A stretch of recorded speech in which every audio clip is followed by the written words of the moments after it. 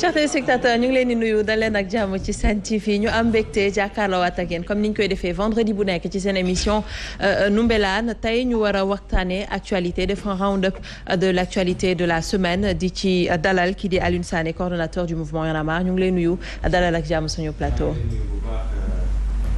soxna Néna Aïcha di nuyu ñëpp ñu nekk ci plateau bi ak man et puis di nuyu bu baax sénégalais yi ñuy seetaan à travers Sen TV. di ci ànd également ak maître Moussa Bocar Thiam maître ma koy woo mu naan ma non maa ngi Touba di ma tooñ alors maire de Ourossogui par ailleurs agent judiciaire de l'État c'est bien ça bonsoir ñu ngi lay nuyu. bonsoir Néna Aïcha maa ngi lay nuyu di nuyu askan mi seetaan yëpp di nuyu ñu ma bokkal plateau bi.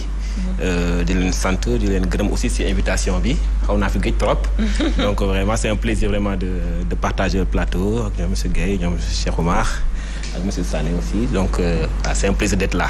merci maa ngi nuyu Sénégal yëpp nag di nuyu waa Ourossogui bien entendu. bien sûr di la jaajëfal bu baax alors di ci ànd comme tous les vendredis ak suñu ay chroniqueurs Serigne Saliou Guèye nuyu naa la. toujours à l'heure Serigne Saliou moom pas de reproche. maître maa ngi lay nuyu Aliou maa ngi lay nuyu Cheikh Oumar maa ngi nuyu aussi suñu téléspectateurs yi te di wax rek ne ko ñoo ngi koy xaar ci plateau bi. très bien alors di la nuyu Cheikh. maa ngi lay fay Néna Aïcha nuyu Aliou Sané nuyu maître Moussa Bocar comme nuyu na waa Ourossogui. moi aussi je suis de Matam damay nuyu tey waa Sinthiou Ba Oumou demal Polo bi nuyu waa Sanay doog a ñëw nag ci nuyu waa Sénégal yëpp di nuyu ñi nga xam ne ñu ngi seetaan di wax nag ndox mi facture yi dafa doublé loolu di nga may mën see ñëwaat. Mbadou da ngay fay ndox. ah dañ koo doublé man xëy rek facture bi ñu leen multiplié par 2. Il y aura des explications façon dinañ fi dalal waa Sen'Eau peut-être ci benn Ndoumbelane ñu expliquante en tout cas ak askan wi alors dañuy commencer rek avant ñuy dugg ci actualité bi carrément parce qu'on va parler justement de ces violences entre autres wax naa ko un round-up de l'actualité de la semaine mais damay jox Serigne Saliou mu introduire par rapport ak cette sortie du président de la République fële ca Dubaï peut-être mu xaw a heurter ñeneen ñi peut-être comprendre un peu ce qui s'est passé bi muy waxu Sénégal waxu insalubrité waxu incivisme yooyu yëpp naka nga ko analyser sëñ Saliou laata may ñëw ci invité yi. bon di wax ne ce n'était ni le moment ni le lieu parce que Dubaï li fa yóbbu président je crois c'est l'Expo Dubaï 2020 donc pays yëpp dañ fa dem 192 pays ñoo fa dajee ku ci nekk da ngay essayer li nga xam ne moom nga am moom ngay ñëw indi pour nga mën a capter ay investissement je crois que man président bi foofu laa ko doon xaar d'ailleurs li ci gën a grave moo di même presse bi ce qui était essentiel li nga xam moo tax ñoom ñu déplacé wu dem ba foofu. ils ne l'ont pas dit. ah bon non ils l'ont pas dit.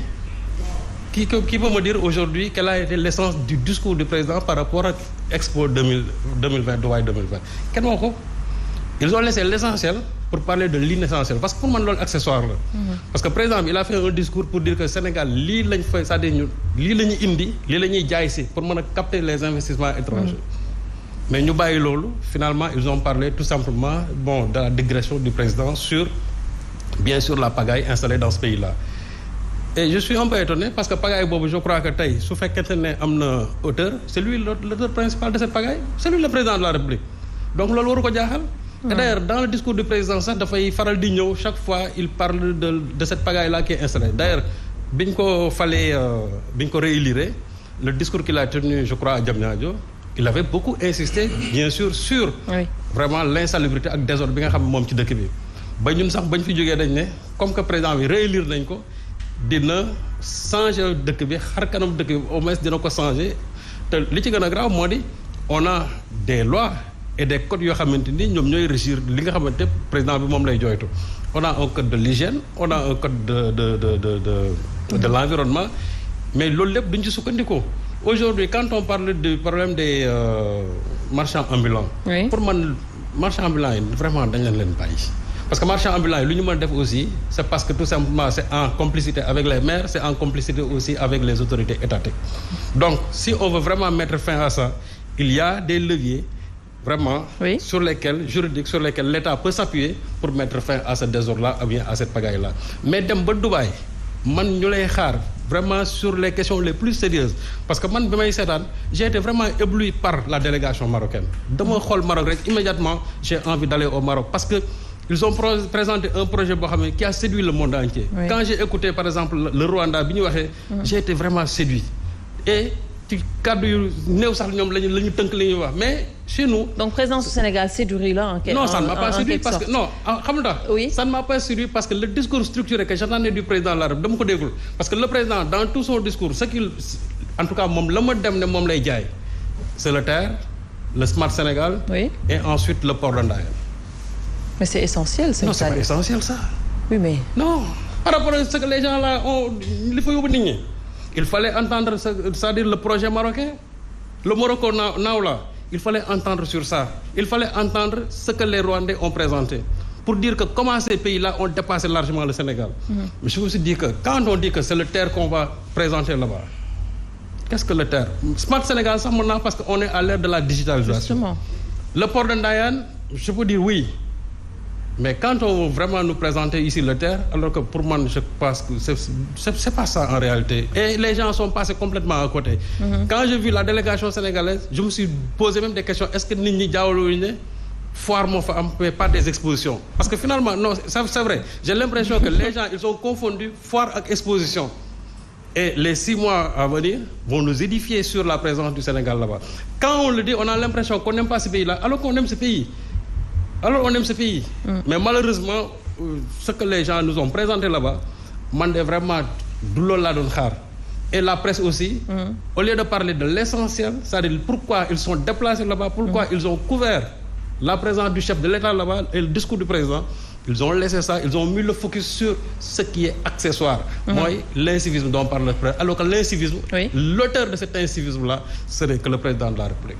Alors, maître, justement, est-ce qu'on peut le prendre comme ça? Déjà, naka ngay analyser cette sortie du président de la République foofee ca Dubaï?